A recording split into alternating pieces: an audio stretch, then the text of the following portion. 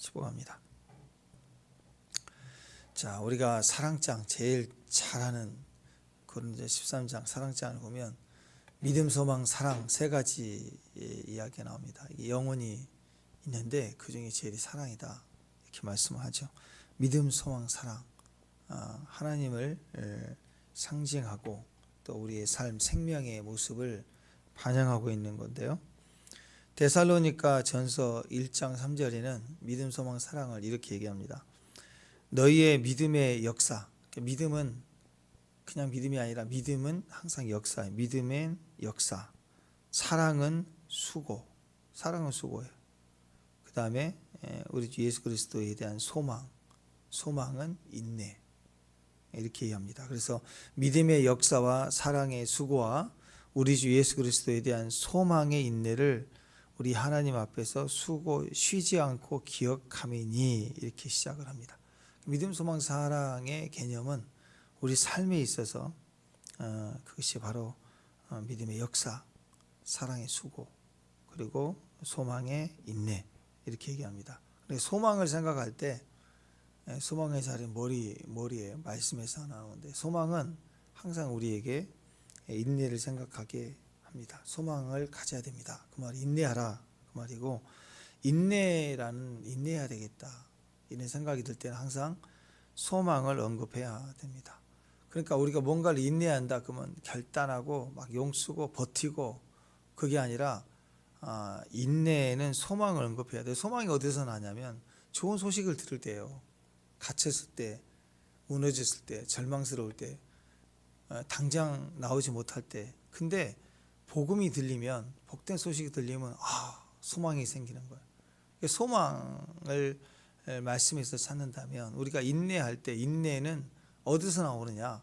내 용기, 내 결단 이런 게 아니고 오직 말씀에서 소망이 나오고 소망이 들릴 때 우리가 인내할 수 있다라는 것입니다. 결국 다시 사신 부활하신 예수 그리스도 우리의 영원한 소망의 자리는 부활이거든요. 예수님이 사망 권세를 깼대요. 그분이 죽으셨는데 부활하신 거예요. 예수님 붙잡았을 때 늘 그분이 부활의 생명에 대해 말씀을 하셨지만 다 그냥 피상적으로 그냥 흘러 지나가며 들었던 얘기들이죠. 근데 막상 예수님이 붙잡히시니까 다 도망갔고 또 십자가에서 죽으셨을 때 다 포기했어요. 누구도 생각하지 않았어요. 근데 실제로 예수님이 부활을 하셨습니다. 그 말은 예수님이 다시 사셨다. 거기서 엄청난 소망이 시작이 됩니다. 그 소망의 모습이 우리 안에 인내가 되고 그 인내가 지금도 저와 여러분의 인내가 된다는 거죠. 디모데후서 2장의 주제가 인내입니다. 인내. 그래서 인내는 참는 거죠. 견디는 거. 인내, 참는다. 이런 걸 말하는데 그래서 2장 앞부분에 핵심이 시작되는 게 이제 그리스도의 좋은 군사, 병사 이 얘기 나오죠. 좋은 군사. 전쟁에 가는 자가 인내하지 못하면 어떻게 되겠어요? 인내에 대한 얘기를 하고 있습니다. 또 농부의 비유, 좋은 농부, 결실하는 농부가 있죠. 무늬만 농부 말고. 그래서 이런 비유들이 나와요. 병사의 비유, 경기하는 자의 비유, 그 다음에 농부의 비유, 이런 비유들이 쭉 나오는데 각각의 의미들이 조금씩 있겠죠. 근데 똑같아요. 결국 인내해야 병사도 전쟁에서 이기는 거고, 인내한다는 것은 그 전쟁의 승리를 위해서 참고 견디고 싸우는 거죠. 근데 거기서 게을르거나 딴 생각하거나 그 다음에 그 군법 있잖아. 전투 룰 따르지 않고 그러면 어떻게 되겠어요? 큰일 나는 거죠. 또 경기하는 자도 마찬가지입니다. 달리기 했는데 1등 나긴 했어요. 근데 가로질러 왔어요. 남들은 한 바퀴 도는데 자기는 거의 가로질러 왔다. 그러면 금메달이 아니죠. 될 수가 없습니다. 마찬가지입니다. 경기하는 자가 경기에 임하기 전까지 얼마나 수고하고 인내합니까? 특히 올림픽 선수촌에 들어가면 4년 동안 얼마나 열심히 새벽부터 막 운동하잖아요. 또 농부도 마찬가지고 부지런히 하루 종일 별로 표가 내지 않는 그런 농사일이 부지런해야 쭉 가듬고 또 수고를 해야지만이 결실을 할 수가 있습니다. 전부가 다 동일한 이야기이죠. 그래서 바로 우리의 이제 결실에 대한 이야기를 하고 있는 것입니다. 그러니까 결국 인내해야 되는 거죠. 핵심은 뭘까요? 핵심은 예수 그리스도를 바라봐라. 예수 그리스도를 바라봐라. 그게 우리의 인내가 되는 것입니다. 예수님을 바라봐라. 어떤 예수님? 어떤 예수님? 하나님 말씀이 맞지요. 하나님 말씀을 바라봐라. 은혜를 기억하라. 예수님을 바라봐라. 맞아요. 그러나 좀 더 핵심적으로 얘기하면 부활하신 예수님이요. 약속을 이루신 예수님.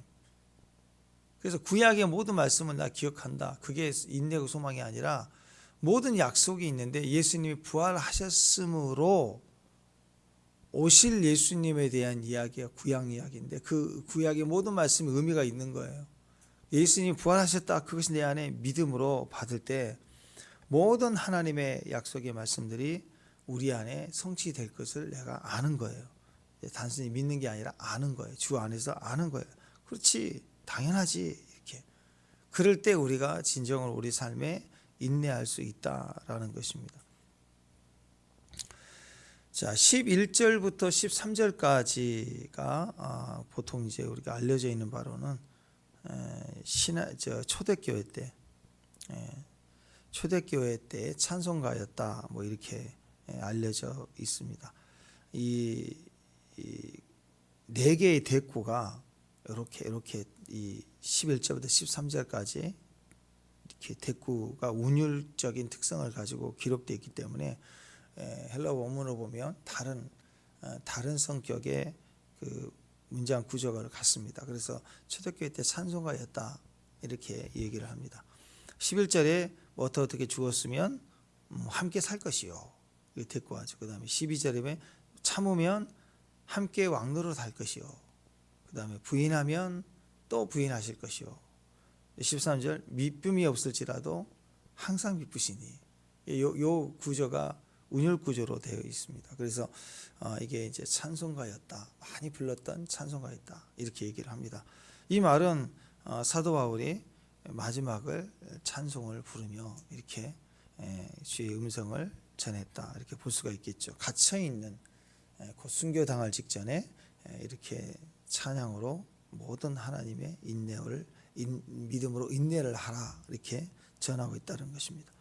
초대교회 신앙 자체가 핍박이 많았었죠. 박해가 많았기 때문에 그때도 이 찬양을 불러서 함께 예배를 늘 했다라는 것입니다. 11절에 보시면 11절에 우리가 주와 함께 죽었으면 또한 함께 살 것이요 그랬죠. 죽었으면 함께 살 것이요. 자, 이렇게 시작한 것을 보면 핍박을 받아서 잡혀가요. 그리고 어린아이들까지라도 골로새움에 이렇게 잡혀 들어가서 거기서 사자의 밥이 되어서 죽어가는 성도들, 그들이 마지막 불렀던 찬송이 바로 이 11절, 12절, 13절을 찬송을 불렀다는 거죠. 그러니까 막 그 사람들이 원했던 건 막 살려달라고 도망가는데 사자가 막 달려와서 막 찢어내는 그 모습을 보고 싶었던 거예요. 근데 이 사람들이 찬양을 그리고 살려달라고 하자. 그러니까 식상한 거죠. 식상. 그걸 극대화하기 위해서 사자를 이틀씩 굶겨요. 사자를 굶기고 그 다음에 짐승의 피를 가져다가 사람들에게 막 뿌려요. 그리고 끌고 와가지고 뿌려놓고 사자굴에서 사자를 끄집어내는 거예요. 막 달려 들어와서 사자가 이렇게 잡아먹는데 먹잇감을 삼는데 그때 막 살려달라고 비명을 질러야 되는데 찬송을 하는 거예요. 찬송을. 이 찬양을 했다라는 거예요. 그걸 부르면서 천국 갔다라는 거예요. 그러니까 얼마 못 가서 재미없어 갖고 없애버렸어요. 너무 재미없어 가지고 막 발악을 하면 살려고 피를 흘리고 그래야 되는데 막 가짜로 피를 뿌려놓고 막 극대화했는데도 별 재미가 없고 마음만 아프고 본 사람은 집에 가서 마음이 아프니까 그러니까 그게 또 다른 검투사 경기 이런 걸로 바꿨다고. 그래서 여러분 이 찬송의 능력이 이게 진짜 이기는 거죠. 힘을 가진 자가 이긴 게 아니라 결국은 당하는 것 같은데 다 이겼다. 왜 그들이 마지막 순교 직전에 이런 찬송을 불렀을까? 그리스도와 함께 죽으면 우리는 함께 살 것이다. 이걸 찬송했다라는 것이죠. 지금 우리 신앙도 핵심이 신앙 핵심 부활 신앙입니다. 부활이 없으면 우리 신앙이 아무것도 아니에요, 여러분. 왜냐하면 전체 말씀이 예수님을 증거하고 있거든요. 구약은 언약, 옛 언약, 오실 메시아에 대한 약속이거든요. 계보를 따라서. 그리고 오신 예수님이 신약이고, 신약 마지막에는 다시 오실 예수님에 대한 약속, 다 이 메시아에 대한 이야기인데 중간에 그 사람이 죽었다. 땡이에요. 끝이에요. 죽으면 땡이에요. 아무것도 아닌 거예요. 그래서 부활이 있다라는 것은 굉장한 의미가, 모든 약속의 말씀의 성취를 의미하고, 그 안에 있는 그분이 우리의 머리가 되시니까 이제 믿음으로 우리가 그의 몸이 되고, 그리고 그분이 다시 오시고 영원한 왕이 되실 때 우리도 우리에게 예정되어 있는 하나님의 모든 약속이 다 성취가 된다. 그런 게 우리의 신앙의 핵심이 되는 것입니다. 부활 신앙이 너무너무 중요합니다. 부활이 없다 그러면 성탄절 무슨 의미가 있어요? 예수님의 오심, 그 무슨 의미가 있어요? 아무 의미 없어요. 십자가의 복음 다 쓸데없어요. 추수감사절 그 뭐예요? 내일 우리가 사형당할 사형수가 오늘 햄버거 100개 먹는다고 뭐 행복해요? 뭐 추수한다고 행복해요? 내일 지옥 가요 우리가? 그러면 땡이잖아요. 아무 의미가 없는 거예요. 예수님이 우리 구원이 되시지 않으면. 그리고 구원을 위해서 그분이 부활하셨다라는 거, 그게 너무 중요하다라는 것입니다. 십자가도 그렇잖아요. 죄인을 위해서 십자가를 지셨다. 내가 죄인이다. 맞아요. 근데 그 완성은 부활이에요. 죽었어요. 근데 부활하지 못했다. 그럼 아무 의미가 없어요. 부활하셔야 돼요. 어떤 죄인이 죄를 뒤집어 쓰든 죄를 지어 쓰든 감옥에 갔는데 3년 만에 나왔다. 그 말은 뭐예요? 탈옥 아니면 죄값을 다 치렀기 때문에 나오는 거 아니에요. 그죠? 탈옥은 떳떳하게 다닐 수 없잖아요. 근데 3년 만에 나왔다. 그 말은 자유인이 된 거예요. 죄값을 치렀다는 걸 의미해요. 예수님이 사흘 만에 나왔다. 우리의 죄를 짊어지시고 어린 양, 하나님의 어린 양이로다. 짊어지셨는데 십자가에 죽으셨는데 그분이 사흘 만에 부활하셨다. 다 값을 치른 거예요. 모든 죄를 사해 주셨다. 그래서 그분의 부활이 너무너무 중요한 것입니다. 만약에 진짜 사랑해요. 진짜 사랑 이야기, 너무너무 아름다운 사랑 이야기예요. 근데 부활이 없다 그러면 그냥 낭만 사건이죠. 과거에 그랬던 사건. 그리고 그들은 죽었다. 땡이에요. 영원한 사랑이 아니에요. 로미오 줄리엣, 어마어마한 엄청난 사랑 이야기, 뭐 집안 싸움에 결국 사랑의 두 사람이 죽었다. 로미오 줄리엣 사랑에 얼마나 둘이 사랑했지만 죽음이라도 그들이 붙잡고 가서 사랑하는 사람이 죽으니 내가 죽는다, 뭐 그런 개념으로 죽었다. 굉장히 아름다운 사랑같이 보이지만 사실은 비극이죠. 죽으면 땡인 거예요. 아무리 아름다운 사랑도 죽으면 땡인 거예요. 근데 예수님의 사랑은 부활신앙이기 때문에 이 부활을 통해서 모든 사랑이 완성이 된다. 하나님의 사랑, 우리의 영원한 사랑, 그 안에 있는 우리의 모든 사랑이 다 부활이 되고 완성이 된다라는 것입니다. 그래서 예수 안에 있어야, 가정이 예수 안에 있어야 우리가 하나님 나라 갔을 때도 다시 보게 되죠. 그래서 우리 가족부터 시작해서 복음을 전해야 되고 구원의 가정이 돼야 될 이유가 거기 있습니다. 사명이 있다라는 거죠. 그래서 부활은 신앙에 있어서 굉장히 중요한 핵심입니다. 부활이 없다 그러면 모든 신앙이 다 무너지게 돼요. 환난도 핍박도 마지막 죽음도 우리가 이길 수 있는 파워가 어디서 나오느냐? 부활이 있어야 돼요. 그래서 뭐 천국장, 마태복음 13장, 또 고린도전서 13장, 또 믿음장, 히브리 11장, 이거 뭐예요? 부활장, 고린도전서 15장, 거기 보면 부활장 그러잖아요. 부활에 대한 이야기가 쭉 나오는데 16절 이하를 보면 이렇게 얘기합니다. 제가 읽어드릴게요. 만일 죽은 자가 다시 살아나는 일이 없으면 그리스도도 다시 살아나신 일이 없을 터이요. 그리스도께서 다시 살아나신 일이 없으면 너희의 믿음도 헛되고 너희가 여전히 죄 가운데 있을 것이요. 또한 그리스도 안에서 잠자는 자도, 죽은 자도 망하여 쓰리라. 영혼이 끝난 거죠. 만약 그리스도 안에서 우리가 바라는 것이 다만 이 세상에 살 뿐이면, 이 생뿐이면 우리가 모든 사랑 가운데 우리가 더욱 불쌍한 자니라. 그러나 이제 그리스도께서 죽은 자 가운데서 다시 살아나사 잠자는 자들의 첫 열매가 되셨도다. 우리가 첫 열매니까 계속된 열매가 우리가 되는 거죠. 만일 그리스도께서 다시 사실 일이 없다, 살아나신 일이 없다 그러면, 그분이 부활하지 않으셨다 그러면, 그렇죠, 우리 믿음이 헛된 거고 여전히 죄 가운데 있는 거고 죄 해결도 못하는 거예요. 삶의 문제가 아니라 근본적인 죄의 문제도 우리는 해결하지 못한 상태로 종교생활을 하고 있는 거겠죠. 자, 그리스도가 잠자는 자들, 이미 죽은 자들의 첫 열매가 되지 않았다면 우리도 다시 살아나지 못한다. 그러니까 무엇보다도 부활이 없다 그러면 세상에 있는 사람보다 저와 여러분이 제일 불쌍한 자예요. 그렇잖아요. 여러분도 불쌍하겠지만 저도 제일 불쌍한 사람 아니에요? 그죠? 부활도 없다 그러는데 계속 목회를 하고 있으니까 얼마나 웃겨요. 그죠? 그렇잖아요. 평생에 걸쳐서 하고 있잖아요. 여러분들은 가끔씩이라도 속지만 저는 전적으로 속은 거 아니에요? 부활이 없다 그러면 똑같아요. 인생을, 여러분이 신앙생활을 새벽부터 인생을 걸고 여러분이 생명을 걸고 목숨을 걸고 선교도 가고 너무너무 감사하죠. 그죠? 너무너무 감사한데 만약 부활이 없다 그러면 신앙 안에 더 열심히 주 앞에 열심히 은혜 받고 달려간 사람은 제일 불쌍한 거죠. 왜? 전적으로 속았으니까. 부활이 없다 그러면 그렇게 중요한 거예요. 근데 아니라는 거죠. 가치와 생각과 영광과 열매가 다르다라는 거예요. 부활이라는 것은 2000년 전에 예수님이 부활하셨다, 그 사건으로 끝나지 않습니다. 부활의 첫 열매가 되신 거예요. 그러니까 그분은 부활하셨다, 그 말은 지금도 살아 계시다라는 얘기고, 그분의 역사는 지금도 계속된다라는 거예요. 그리고 우리가 믿음으로 말미암아 그분이 우리 안에 계시기 때문에 우리 안에 성령의 생명으로 우리가 생명의 신앙, 믿음의 신앙 안에 있는 사람들에게는 예수님이 지금도 경험되어져 온다라는 거예요. 그게 중요해요. 예수님이 경험하는 삶. 그래서 여러분, 살아계신 예수님 가운데 있음을 우리가 믿으시길 바랍니다. 그러면 부활의 생명이니 오늘도 그냥 머리로만 믿는 신앙이 아니라 실제로 내 삶에 주여 나타내 주옵소서.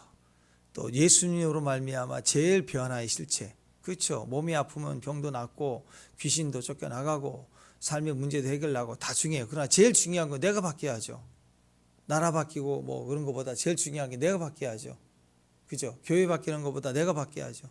가정에 우리 가족들 변화되는 것보다 내가 변화돼요. 그러니까 지금 이 순간 예수님의 부활로 말미암아 주여 내 생각과 마음이 오늘 바뀌고 믿음이 바뀌고 내 안에 자유가 임하고, 그게 중요해. 그게 영생으로만 되는 거예요. 왜냐하면 이 세상에서 제일 힘들고 어려운 상대가 누구예요? 내 자신이잖아요. 상대가 아무리 강해도 그 상대와 씨름을 해도 시간이 지나면 우리가 이길 수 있잖아요. 아무리 훌륭한 격투기 선수도 전성기대 뿐이지 어느 순간 탁 꺾여요. 영원한 강자는 없어요. 또 연구하고 전략을 세워서 다 하면 또 이길 수 있다고. 자만하면 무너지는 세상. 어떤 스포츠 스타도 영원할 수가 없어요. 그냥 다 다음 세대가 일어나게 돼 있습니다. 근데 우리가 씨름을 한다 그러면 제일 이길 수 없는 상대가 누구예요? 우리 자신이에요. 내 자신을 이길 수가 없어요. 업어치기가 안 돼요. 내가 나를 어떻게 전략을 세워요? 절대 못 이긴다고. 내 자신을 이길 수 있는 사람은 없어요. 심지어는 내가 내 자신을 붙들고 있으면 예수님도 그 자율 의지를 꺾지를 못하시는 거예요. 그래서 우리가 지옥 가는 거예요. 강제로 갈 수 없는 거잖아요. 그래서 여러분, 내 자신의 변화가 너무너무 중요한데 그 변화의 시작이 부활신앙이랑 예수님이 부활하셨다라고 외쳐야 돼요. 귀신이 나타납니까? 예수님 부활을 선포하면 돼요. 사망, 권세, 질병, 예수의 부활 마찬가지입니다. 삶의 문제, 환경의 문제, 폭풍아, 잠잠할지어다 마찬가지. 예수님이 나타나시면, 우리 주일학교 때 불렀잖아요. 예수님이 말씀하시면 물도 포도주 바뀌고 성남 파도도 잔잔해지고 다 바뀌는 거예요. 그러니 예수님의 부활하셨다라고 선포하면 예수의 부활, 그러면 우리 안에 있는 이 거짓된 자아가 깨져버리고 박살이 나는, 내가 변화되는 거예요. 고집, 분노, 혈기, 예수의 부활, 여기서부터 다 박살이 나는 겁니다. 그래서 이러한 부활 이야기, 부활의 논증, 부활의 역사 너무너무 중요합니다. 근데 이런 증거들보다도 제일 중요한 것은 지금 내 안에서의 생명의 변화예요. 내가 변화되고 있다는 건 누가 하겠어요? 누가? 여러분 지금 여기 새벽에 나오시지, 옛날에 처음 교회 나오시고 신앙생활 하면서 여기까지 새벽까지 나오는 거 여러분 누가 설득해서 나올 수 있나요? 나 같은 사람을 누가 설득해요? 누가 나를 설득해 이 자리에 와 있어요?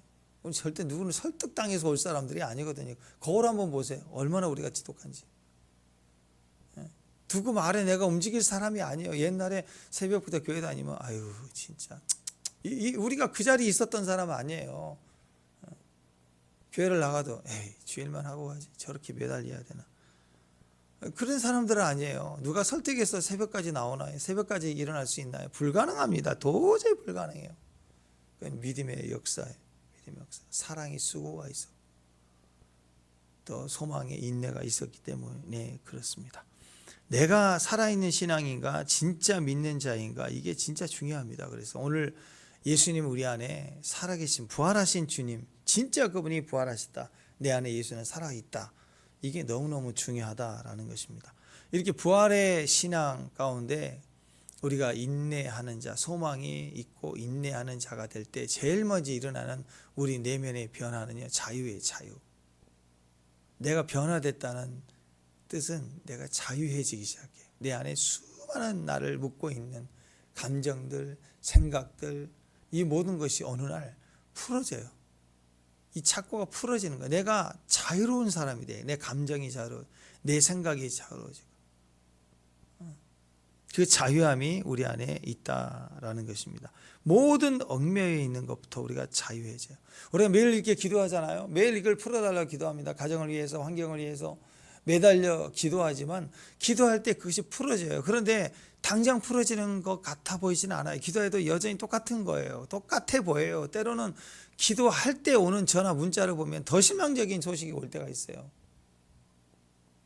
우리는 매일매일 그렇게 가요. 여러분 최후전선에 지금 전쟁 중인 곳에 최후전선에 요즘에는 카메라까지 바디캠을 달고 싸우잖아요. 군인들이. 그때 보면은 막 총탄이 날아가고 타타타타 막 이럴 때 그게 막 이기는 것 같이 보이지는 않아요. 순간 밀렸다가 당겼다가 밀렸다. 지금 계속 그러잖아요. 근데 믿음의 승리를 하고 있는 사람들은 하루 이틀 지나고 어느 날 보면 하루하루가 죽고 사는 문제로 총탄이 날아오고 싸우지만 처절하게 싸우지만 조금 지나서 보면 그 싸움의 고지들을 다 넘어가 있어요. 새로운 싸움을 계속하고 있는 거라. 여러분 그래서 매일매일 기도해야 됩니다. 우리 안에 부활이 있고 영원한 자유로운 하나님의 나라가 오고 있어요. 가고 있는 방향에서 우리가 계속 주의 길을 가고 있는 겁니다. 그래서 자유해야 됩니다. 계속 자유를 선포해야 되고 자유롭게 해야 돼요. 정치하고 정복하고 그리고 앞서 나가면 다 지나가는 곳마다 자유롭게 됩니다. 우리가 많은 대적과 싸움에 있어서 제일 강력한 대적이 바로 죽음이죠.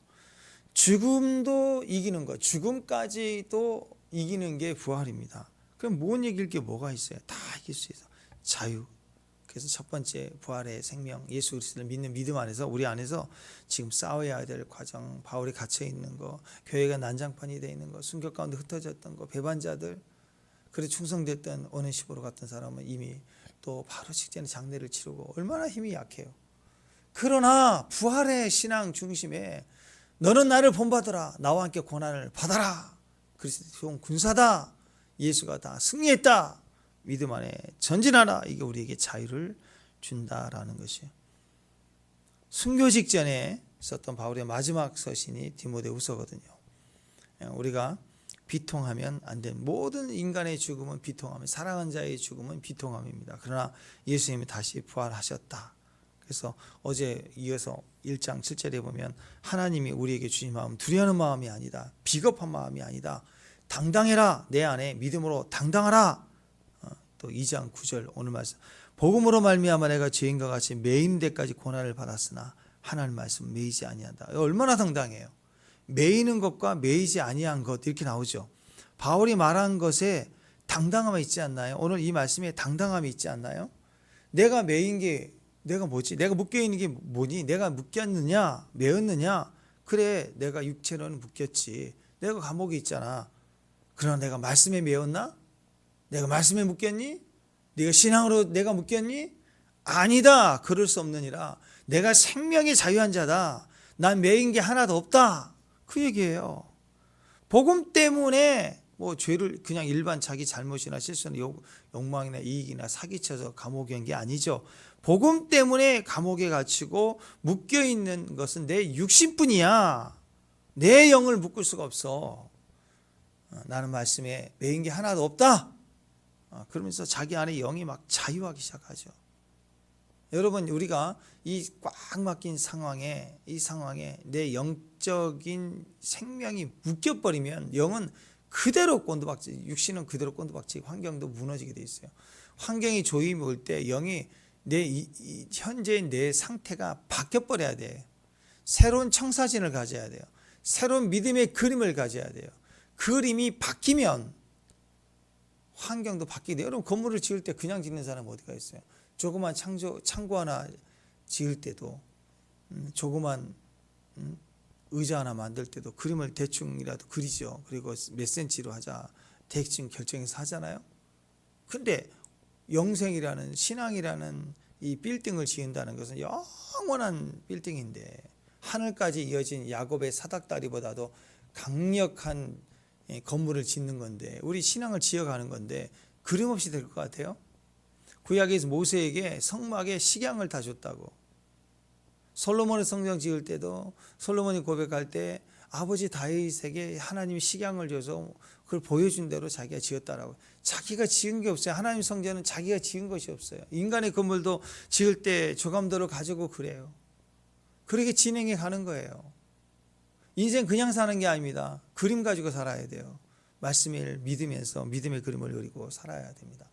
근데 가짜는 이렇게 그림을 그려놨는데, 불법자들은 철근 하나씩 빼먹어요. 너도 하나, 부장님 하나 빼먹어, 나도 하나 빼먹을게. 그래서 철근이 50%를 빼먹었다며. 그럼 어떻게 해요? 이런 빌딩을 어떻게 짓겠어요? 흐물흐물. 순살 빌딩이다 그랬는데.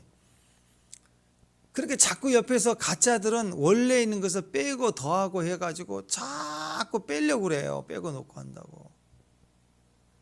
근데 그리는 과정에서도 하나님은 또 때로 피라도 완벽하게 우리에게 설계도를 주시지만, 때로는 우리가 또 연약할 때가 있고 또 환경이 어려울 때가 있잖아요. 그럴 때는 하나님이 때로는 더 완벽하게 보완을 해주기도 합니다. 그렇잖아요. 이거 완벽한데 아이들이 불안해서 너무 높아 그러면 좀 줄일 수도 있는 거잖아, 그렇죠?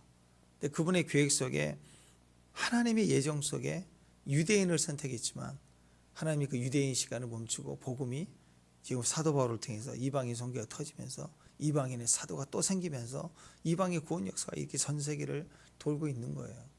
그걸 우리를 온전케 하는 주님의 전체로 완성해가는 그림 속에 있는 거예요. 그래서 여러분, 지금 우리가 알고 있는 이게 믿음 안에 있는 게 다가 아니에요. 이전에 기도하면서 여러분의 믿음으로 받고 소망했던 게 다가 아니라고.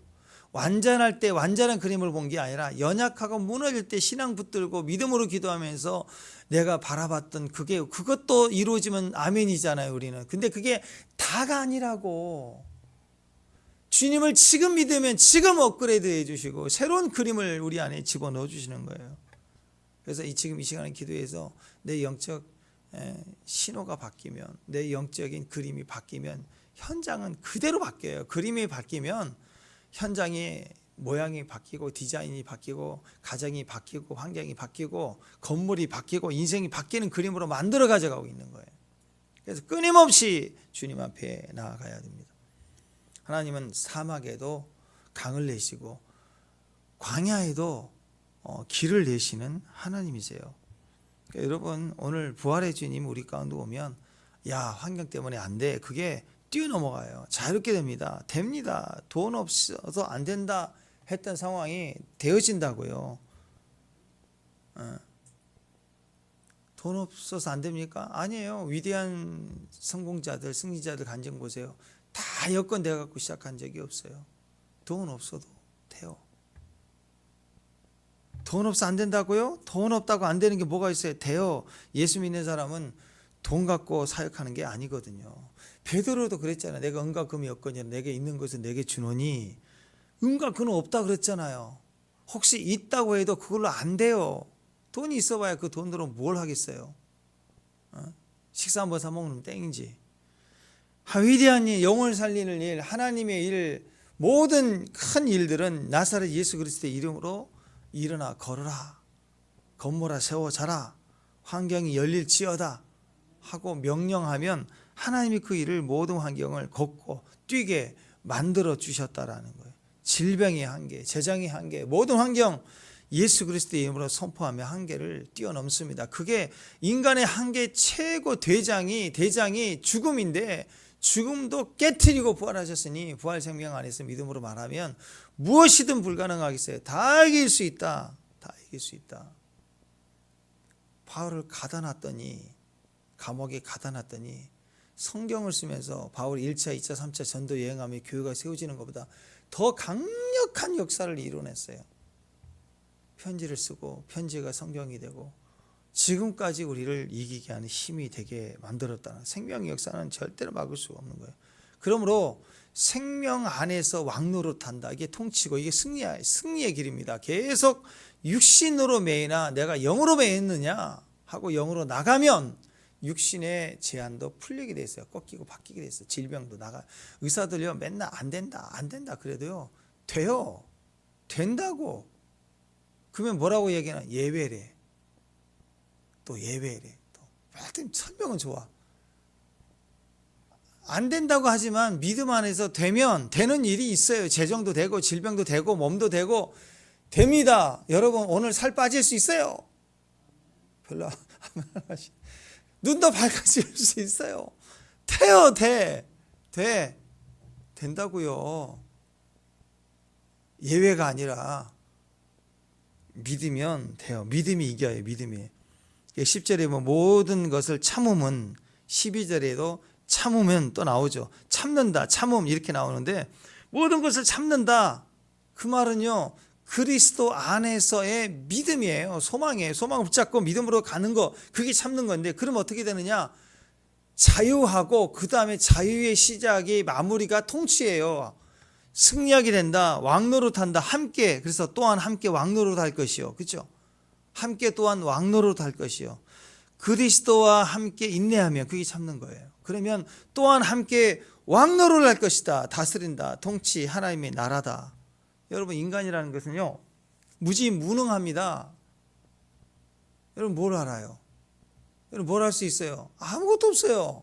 좀 아는 것 같지만 아무것도 없어요. 무지하고 무능합니다. 우리는 전적인 타락이에요. 무너져 있어요. 이미 할 수 있는 능력이 없어요. 무지할 뿐만 아니라 그냥 바닥이 바닥. 그게 인생인데, 근데 예수님 붙들면, 참으면 예수님과 함께 승리한다. 왕노릇한다. 통치한다.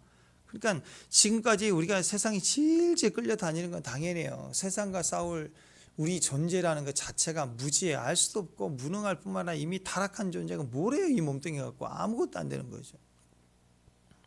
근데 부활의 생명을 믿는, 부활의 능력을 믿는 사람들은 세상의 전문가들이 그건 예외예요. 이렇게 말한 일들이 수시로 일어나게 돼 있어요. 왕노릇하게 돼 있다고. 그 능력이 신앙 안에 있다라는 것입니다. 우리가 그걸 믿을 수 있기를 바랍니다. 여러분 그 보첼리 있죠? 보첼리, 이탈리아 가수 보첼리. 얼마나 유명합니까? 그 요즘 파페라 가수 테너 굉장하잖아요. 안드레아 보첼리. 살롱디옹하고 같이 불렀던 그 장면 보세요. 엄청나게 노래를 잘하잖아요. 그는 선천적으로 농내장을 알아서 어렸을 때부터 12살 때 친구들과 축구, 이탈리아 축구 대단하잖아요.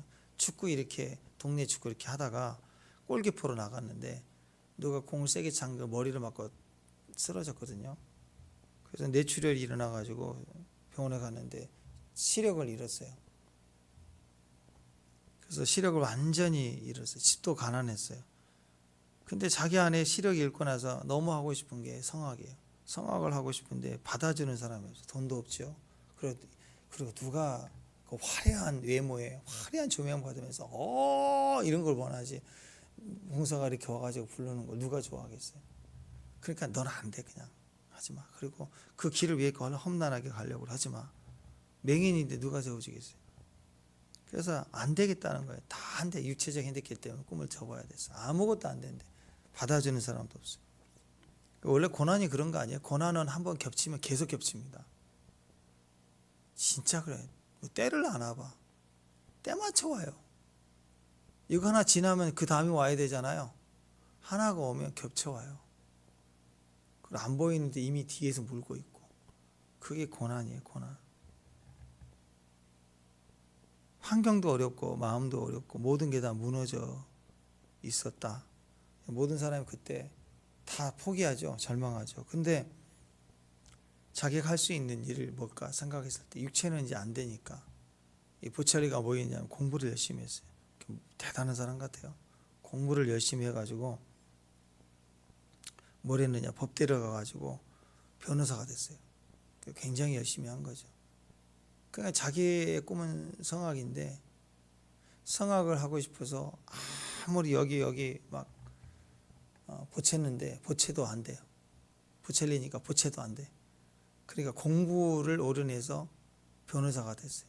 변호사가 된 다음에 그래서 내 꿈은 성악가야. 그래서 변호사 신분으로 성악가를 찾아서 막 그때는 보채달라고 그랬는데 보채지도 않고 나 성악하고 싶다고. 그때 그 과정을 인정받아서 그랬는지 받아줬어요. 그래서 성악을 시작한 거예요. 너무 꿈꾸는 것 같았대. 늦게 시작한 거죠. 그래서 세계적인 성악가가 됩니다. 아름다운 정장 멋지게 생겼거든요. 한번 찾아보세요. 노래도 엄청난, 남자 목소리 왜 이렇게 맑은지 막 빨려듭니다. 뭐 이태리 언어는 뭔지 모르겠지만 아주 빨려 들어가요. 무대 매너도 대단하고. 기자가 늘 물었어요. 어떻게 해서 그 어려움들을 극복할 수 있었느냐. 그 이유가 뭐냐. 우리에게 그 비결을 가르쳐 달라. 그러면 딱 그 부처리 사진 보면 딱 이러고 있는 게 있거든요. 손가락 3개를 가르쳐요. 3개를. 이게 뭐냐면 3일이면 지나가더라. 억울한 소리 들었는데 너무 아픈데 3일 지나니까 사라지더라. 3일의 기적. 이게 3일의 원칙. 그래. 나는 아무리 아파도 감기에 들어도 3일이 지나면 낫더라. 상처를 받았는데 3일이면 사라지더라. 예수님도 3일 만에 부활하셨다. 그 말이에요. 4일이면 나는 다 지나간다. 자기는 아무리 힘들어도 누가 욕하고 억울하도 막 사기를 당하고 억울한 일이 벌어져도 딱 3일 지나면 이건 지나간다. 자기 안에 절대적인 신념이 돼 있더라는 거죠. 부활신앙과 비슷하지 않습니까? 보첼이. 부활신앙처럼요. 3일이면 끝나는 거예요. 어떤 사망도 어떤 우리의 아픔도 고난도 억울함도 쓴뿌리든 무지함도 나약함이든 다 3일이면 끝난다. 이름이 막 보첼리가 맨날 보채고 사는 줄 알았더니 아니라는 거죠.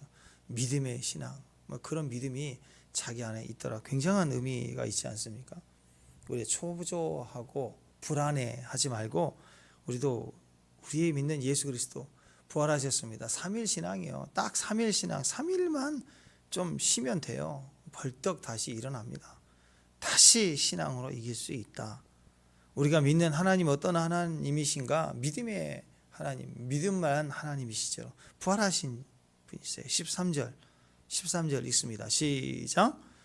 우리는 믿음이 없을지라도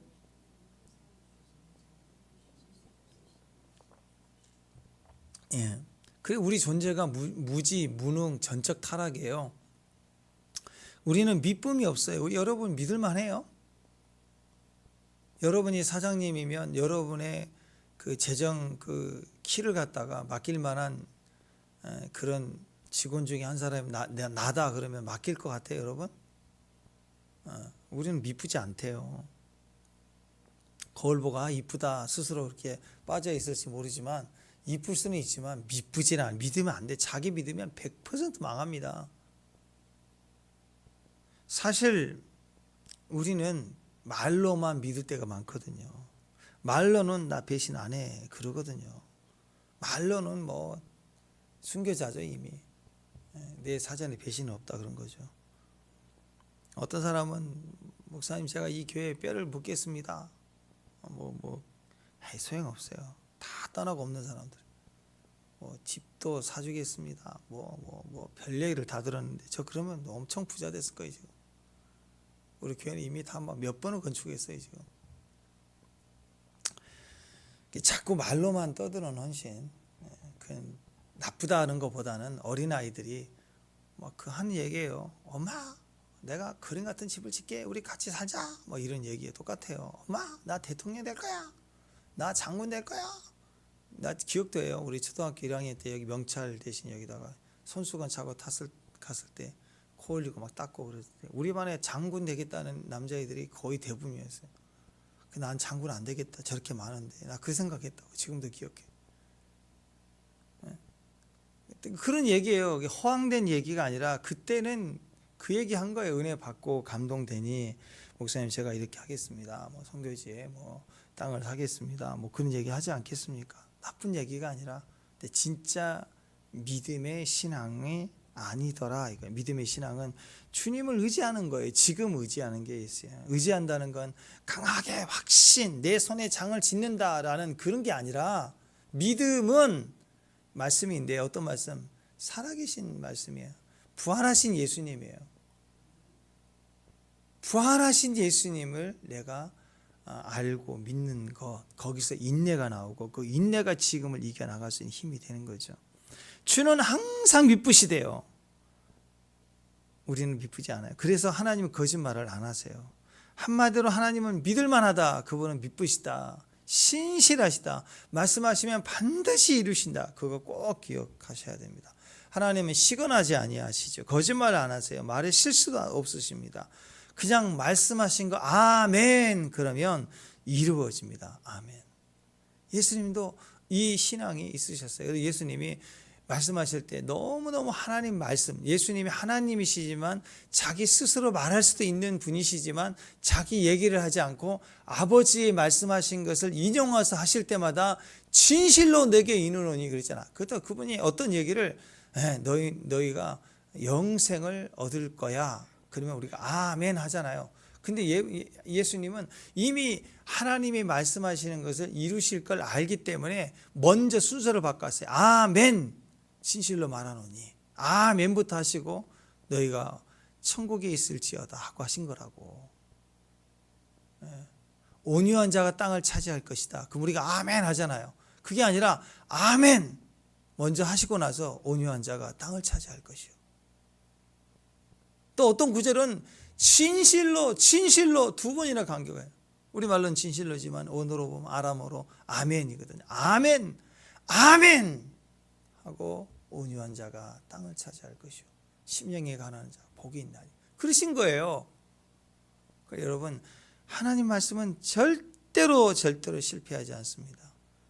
사라지지 않습니다. 하나님 말씀은 딱 붙들고 하나님 말씀이 말하는 사람 되면 됩니다. 그 승리가 있기를 주님의 이름으로 축원합니다. 오늘 기도하실 때 우리 안에 자유를 선포하십시오. 아멘. 그리고 우리 삶의 끝이 자유로운 우리가 이루어질 자리는 승리다. 오늘 말씀대로 된다. 나는 말씀이 말하는 사람이다. 이 말씀을 가지고 있다. 그 말씀을 가지고 딱 오늘 승리하는 믿음의 종들 되시기를 주님의 이름으로 축원합니다. 기도하겠습니다. 하나님 감사합니다. 우리가 믿는 믿음의 주, 우리 온전케 하시는 예수로 말미암아 오늘 우리가 자유를 선포합니다. 또 우리 안에 있는 승리를 선포합니다. 그리스도 예수의 역사를 오늘 보게 하여 주옵소서. 예수님 이름으로 기도합니다.